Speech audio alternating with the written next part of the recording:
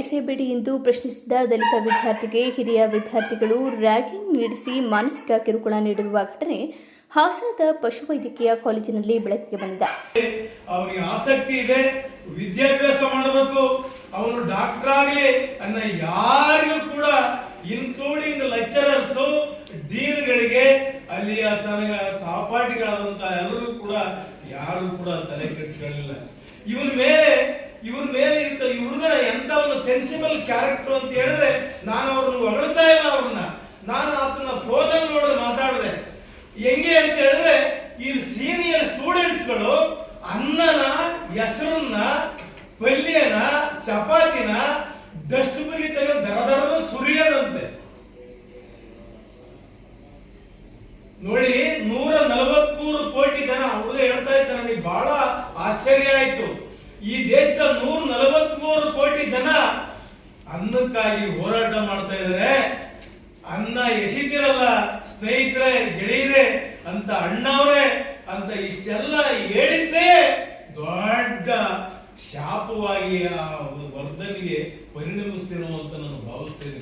ಹಂಗಾಗಿ ಅನ್ನ ಚೆಲ್ಲಿನ ಕಾರಣಕ್ಕಾಗಿ, ಅನ್ನಕ್ಕಾಗಿ ಇಡೀ ದೇಶ ಹೋರಾಟ ಮಾಡ್ತಾ ಇದೆ.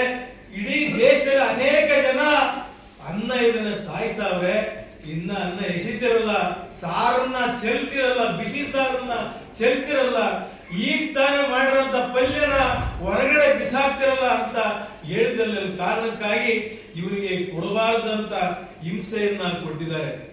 ಇಷ್ಟಾದ್ರೂ ಕೂಡ ಈ ಮನುಷ್ಯ ಓದಬೇಕು ಅಂತ ಹೇಳಿ ಕಾರಣಕ್ಕೆ ಅವ್ರ ತಂದೆ ಎಲ್ಲೆಲ್ಲೋ ಸಾಲ ಬಾಲ ಮಾಡಿ ಒಟ್ಟು 24 ಲಕ್ಷ ರೂಪಾಯಿಗಳನ್ನ, ಒಬ್ಬ ದಲಿತ ದುರ್ಬಲ ವರ್ಗದವರು 24 ಲಕ್ಷನ ಉಳಿಸಕ್ ಸಾಧ್ಯನಾ ಅನ್ನೋದು ಬಹಳ ಮುಖ್ಯವಾದ ಪ್ರಶ್ನೆ ನನಗೆ. ಯಾಕೆಂದ್ರೆ ನಮಗೆ ಅನುಭವ ಆಗಿದೆ.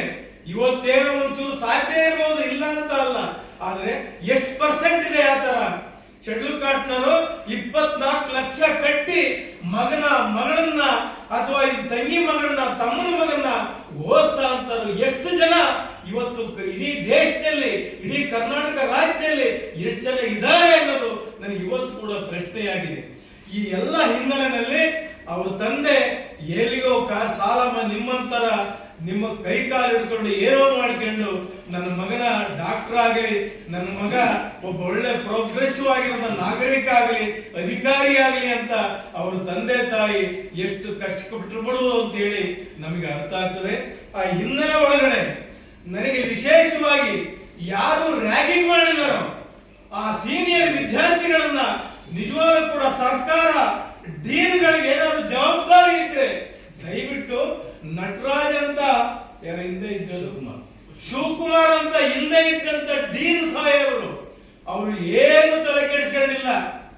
ಅವ್ರ ಮೇಲೆ ಸುಮ್ಮನೆ ಸಿಂಪಲ್ ಆಗಿ 5,000 ದಂಡ ಕಟ್ಟ. ಅವ್ರು ಯಾರೋ ಬೇರೆ ಶ್ರೀಮಂತ ಮಕ್ಕಳು, ಅವ್ರಿಗೆ ಏನು ಗೊತ್ತಾಗಲ್ಲ. ಅವರಿಗೆ ಈ ನೆಲದ ವಾಸನೆ, ಈ ನೆಲದ ಮಣ್ಣು, ಈ ನೆಲದ ಇತಿಹಾಸ, ಈ ಜನರ ಬದುಕು ಏನು ಗೊತ್ತಿರೋದಿಲ್ಲ. ಅನೇಕ ಜನ ಇಂಟರ್ ಸ್ಟೇಟ್ ಇಂದ ಬಂದಿದ್ದಾರೆ, UP ಇಂದ ಬಂದಿದ್ದಾರೆ, ಕೆಲವರು ಗುಜರಾತ್ ಬಂದಿದ್ದಾರೆ. ಎಲ್ಲ ಹಿಂಗಾಗಿ ಅವ್ರಿಗೆ ಯಾರಿಗೂ ಕೂಡ ಈ ಭಾವನೆಗಳಿಲ್ಲ ಅಂತ ಕಾಣುತ್ತದೆ. ಹಂಗಾಗಿ ಶಿವಕುಮಾರ್ ಅವರು ಮತ್ತೆ ನಟರಾಜ್, ಈಗ ಕೆಲಸ ಮಾಡ್ತಾ ಇದ್ದ ನಟರಾಜ್ ಅವರು, ಇವರು ದಯಮಾಡಿ ನನ್ನ ಕಳಕಳಿ ಮನವಿ ಏನು ಅಂತ ಹೇಳಿದೆ, ಮಾನ್ಯ ನಟರಾಜ್ ಅವರೇ, ನೀವು ಡೀನ್ ಆಗಿದ್ರಿ, ಬಹಳ ಸಂತೋಷ. ನೀವು ದಯವಿಟ್ಟು ಆ ಹುಡುಗನ ವರ್ಧನ್ ಏನು ಬರ್ದವನೆ, ಏನು ಅವನ ಕೆಪಾಸಿಟಿ ಏನಿದೆ ಅದನ್ನ ಅವನು ಕನಿಷ್ಠ ನೀವು ಇಂಟರ್ನಲ್ ಅಸೆಸ್ಮೆಂಟ್ ಕೊಟ್ಟಿಲ್ಲ ಅಂತ ನಾನು ಭಾವಿಸಿದ್ದೀನಿ. ಬಹುಶಃ ಇಂಟರ್ನಲ್ ಅಸೆಸ್ಮೆಂಟ್ ಕೊಟ್ಟಿದ್ರೆ ಆ ಹುಡುಗ ಖಂಡಿತ ಫಸ್ಟ್ ಇಯರ್ ಫೇಲ್ ಆಗಕ್ಕೆ ಯಾವುದೇ ತರ ಸಾಧ್ಯ ಇರ್ತಿರ್ಲಿಲ್ಲ. ನೀವು ಇಂಟರ್ನಲ್ ನಂಬರ್ ಕೊಟ್ಟಿಲ್ಲ ಅಂತ ಕಾಣುತ್ತೆ. ಎನಿಹೌ, ನೀವು ಕೊಟ್ಟಿದ್ರೋ ನಿಮಗೆ ಬಿಟ್ಟಂತ ವಿಚಾರ ಅದು. ಆದ್ರೆ ನಮ್ ಡಿಮಾಂಡ್ ಏನು ಅಂತ ಹೇಳಿದ್ರೆ, ನೀವು ದಯಮಾಡಿ ಆ ಹುಡುಗ ವರ್ಧನ್ನು ಬರ್ದಿರ ಅಂತ ಪ್ರಶ್ನೆ ಪತ್ರಿಕೆಯನ್ನ ತುರ್ತಾಗಿ ಆ ಹುಡುಗನ ಕರೆದು ನೀವು ಅತ್ಯಂತ ತುರ್ತಾಗಿ ಅದನ್ನ ಕೊಡಬೇಕು ಅಂತ ಹೇಳಿ ನಾನು ತಮ್ಮೆಲ್ಲರ ಪರವಾಗಿ, ನನ್ನ ಗೆಳೆಯರ ಪರವಾಗಿ ನಾನು ಅತ್ಯಂತ ಒತ್ತಾಯವನ್ನ ನಟರಾಜ್ ಅವರಿಗೆ ನಾನು ಮಾಡ್ತೇನೆ. ಜೊತೆಗೆ ಇಂತೆಲ್ಲ ಹಗರಣಗಳಿಗೆ ಕಾರಣ ಆಗಿ ಆ ದಲಿತ ಸಮುದಾಯದ ಹುಡುಗನ್ನ ಬದುಕನ್ನ ಕಿತ್ಕೊಂಡಿರಂತ, ಅವರ ಬದುಕಲ್ಲಿ ಕತ್ಲೆಯನ್ನ ರೂಢಿಸಿರಂತ ಎಲ್ಲ ಹಿರಿಯ ವಿದ್ಯಾರ್ಥಿಗಳ ಎಜುಕೇಶನ್ ದಯಮಾಡಿ ಉದ್ದೇಶಗಳ ಮೇಲೆ ಒಂದು ಕ್ರಮ ವಹಿಸಬೇಕು.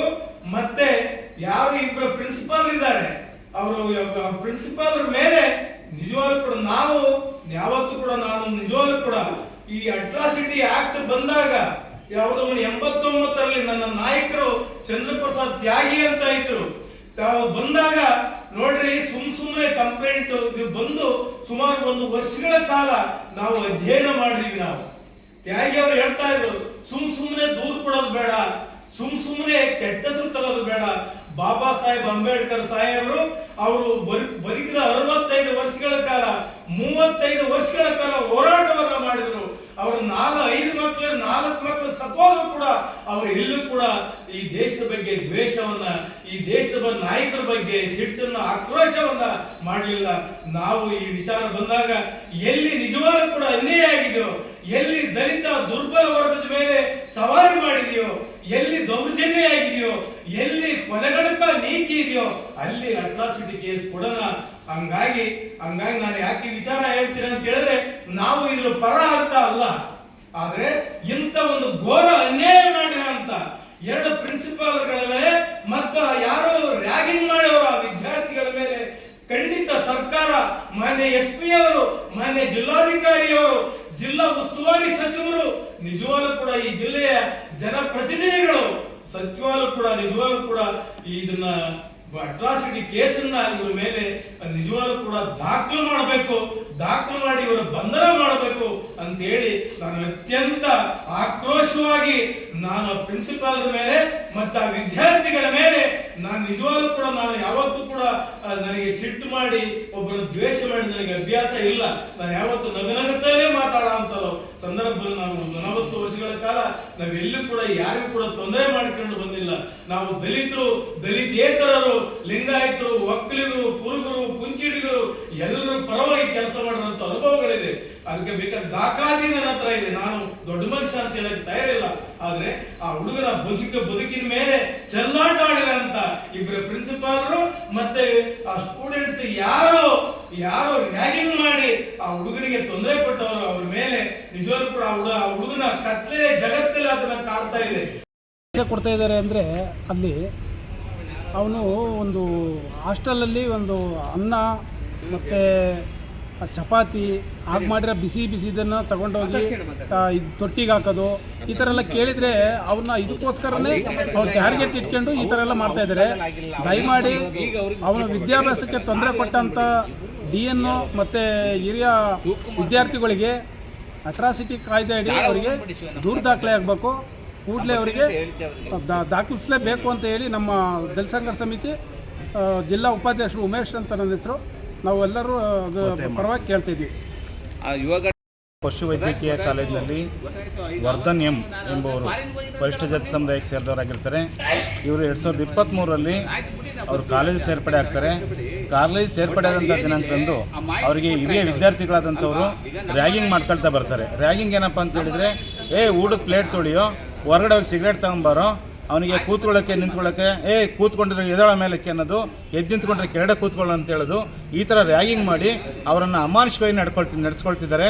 ಮತ್ತು ಆ ಹುಡುಗ ಏನು ಎಕ್ಸಾಮ್ ಬರೆದಿರ್ತಾನೆ ಆ ಎಕ್ಸಾಮನ್ನು ಏನು ಅವರ ಒಂದು ಇವರಾಗಿರ್ತಾರೆ ಡೀನ್ ಆಗಿದ್ದಂತಹ ಹಿಂದೆ ಶಿವಕುಮಾರ್ ಇದ್ದಂತಹ ಡೀನ್ ಅವರು ಅವರನ್ನು ಉದ್ದೇಶಪೂರ್ವಕವಾಗಿ ದಲಿತ ಸಮುದಾಯಕ್ಕೆ ಸೇರಿದವನನ್ನು ಉದ್ದೇಶಪೂರ್ವಕವಾಗಿ ಅವರನ್ನು ರ್ಯಾಗಿಂಗ್ ಮಾಡಿದ್ದೆ, ಅವನು ಕಂಪ್ಲೇಂಟ್ ಕೊಡ್ತಾನೆ ಅನ್ನೋ ಉದ್ದೇಶವಾಗಿ ಅವನನ್ನು ಫೇಲ್ ಮಾಡ್ತಾರೆ. ಅದು ಏನಾಗಿದೆ ನನ್ನ ಪ್ರಶ್ನೆ ಪತ್ರಿಕೆ ಕೊಡಿ ಅಂತ ಹೇಳ್ಬಿಟ್ಟು ಇವರು ವರ್ಧನ್ ಅವರು ಒಂದು ಮನವಿ ಕೂಡ ಕೊಡ್ತಾರೆ. ಯಾವುದೇ ರೀತಿ ಅವನನ್ನು ಪ್ರಶ್ನೆ ಪತ್ರಿಕೆ ಕೂಡ ಕೊಟ್ಟಿರೋದಿಲ್ಲ. ಹಾಗಾಗಿ ನಮ್ಮ ಸಂಘಟನೆ ಕನ್ನಡ ದಲಿತ ಸಂಘ ಸಮಿತಿ ಪರಿವರ್ತನವಾದ ಏನು ಡೀನ್ ಅವರಾದಂಥ ಈ ನಮ್ಮ ದಲಿತ ಸಂಘ ಹುಡುಗಿಗೆ ಆದಂತಹ ದೌರ್ಜನ್ಯವನ್ನು ಖಂಡಿಸಿ ಇವತ್ತು ಒಂದು ಮಾಧ್ಯಮದ ಮುಂದೆ ನಾವು ಹೇಳಿಕೆ ಕೊಡ್ತಾ ಇದ್ದೀವಿ. ಇವನಿಗೆ ಪ್ರಶ್ನೆ ಪತ್ರಿಕೆ ಕೊಡಲಿಲ್ಲ ಅನ್ನೋದಾದರೆ ನಾವು ಅವರ ಒಂದು ವಿದ್ಯಾರ್ಥಿ ಏನು ಅವರ ಕಾಲೇಜಿದೆ, ಕಾಲೇಜಿನ ಮುಂದೆ ಉಗ್ರ ಹೋರಾಟ ಮಾಡ್ತೀವಿ ಅಂತೇಳಿ ಈ ಮೂಲಕ ನಾನು ಎಚ್ಚರಿಕೆ ಕೊಡ್ತಾ ಇದ್ದೀನಿ. ನಾನು ಕರ್ನಾಟಕ ದಲಿತ ಸಂಘ ಸಮಿತಿ ಪರಿವರ್ತನವಾದ ಜಿಲ್ಲಾಧ್ಯಕ್ಷ ಮಂಜು ತೇಜ್ ಅವರು. ಯಾವ ಉದ್ದೇಶಕ್ಕೋಸ್ಕರ ಫೇಲ್ ಮಾಡಿರ್ಬೋದಾರ? ಉದ್ದೇಶ ಇಷ್ಟೇ, ಅವನು ರ್ಯಾಗಿಂಗ್ ಆದಂಥ ಸಂದರ್ಭದಲ್ಲಿ ದೊಡ್ಡ ಅಲ್ಲಿ ಒಂದು ಇಶ್ಯೂಸ್ ಆಗುತ್ತೆ. ಇಶ್ಯೂಸ್ ಆದಾಗ ಇವನು ದಲಿತ ವಿದ್ಯಾರ್ಥಿ ಇಷ್ಟೆಲ್ಲ ಮಾಡಿದ್ನಲ್ಲ ನಮ್ಮ ಕಾಲೇಜಿಗೆ ಅಂತ ಹೇಳ್ಬಿಟ್ಟು ಅವನು ಉದ್ದೇಶಪೂರ್ವಕವಾಗಿ ಇವನನ್ನು ಫೇಲ್ ಮಾಡಲೇಬೇಕು ಅಂತೇಳಿ ಅವನು ಫೇಲ್ ಮಾಡ್ತಾರೆ. ಫೇಲ್ ಮಾಡಿದ್ದಕ್ಕೆ ಇವನು ಅಸಮಾಧಾನಗೊಂಡು ಎಲ್ಲಿ ನಾನು ತಪ್ಪನ್ನು ಎಸ್ಕಿರ್ಬೋದು, ನಾನು ಯಾವ ರೀತಿ ನಾನು ಎಕ್ಸಾಮ್ ಬರೆದಿರ್ಬೋದು ಅನ್ನೋ ಉದ್ದೇಶ ಇಟ್ಕೊಂಡು ಅವನು ಪ್ರಶ್ನೆ ಪತ್ರಿಕೆ ಕೇಳೋಕ್ಕಂತ ಹೋದ ಸಂದರ್ಭದಲ್ಲಿ ಯಾವುದೇ ಪ್ರಶ್ನೆ ಪತ್ರಿಕೆಗಳು ಇವನಿಗೆ ನೀಡೋದಿಲ್ಲ. ಮತ್ತು ಇವನು ಮಾಹಿತಿಯಕ್ಕೆ ರಾಜ್ಯ ಮಾಹಿತಿಯಕ್ಕೂ ಕೂಡ ಇವನು ದೂರನ್ನು ಕೊಟ್ಟು ಅಲ್ಲಿಂದ ಕೂಡ ಅವನು ಮಾಹಿತಿನ ಕಳಿಸ್ಕೊಡ್ತಾರೆ. ಅಲ್ಲಿ ಆ ಮಾಹಿತಿಗೂ ಕೂಡ ಯಾವುದೇ ರೀತಿಯಲ್ಲಿ ಸ್ಪಂದನೆ ಕೊಟ್ಟಿರೋದಿಲ್ಲ. ಹಾಗಾಗಿ ದಲಿತ ಸಂಘರ್ಷ ಸಮಿತಿ ಪರಿವರ್ತನವಾದ ತೀವ್ರವಾಗಿ ಖಂಡಿಸುತ್ತೆ. ಮುಂದಿನ ದಿನಗಳಲ್ಲಿ ಅವರಿಗೆ ನ್ಯಾಯ ದೊರಕಿಸ್ಕೊಡೋದಿಲ್ಲ ಅನ್ನೋದಾದರೆ ಅವ್ರ ಮೇಲೆ ಒಂದು ಕಾನೂನು ಕ್ರಮ ಆಗಬೇಕು. ದಲಿತ ದೌರ್ಜನ್ಯ ಕಾಯ್ದೆಯಡಿ, ದಲಿತ ದೌರ್ಜನ್ಯ ಕಾಯ್ದೆಯಡಿ ಅವ್ರ ಮೇಲೆ SST ಆಕ್ಟ್ ಪ್ರಕಾರ ಅವರಿಗೆ ದೂರು ದಾಖಲಾಗಬೇಕು.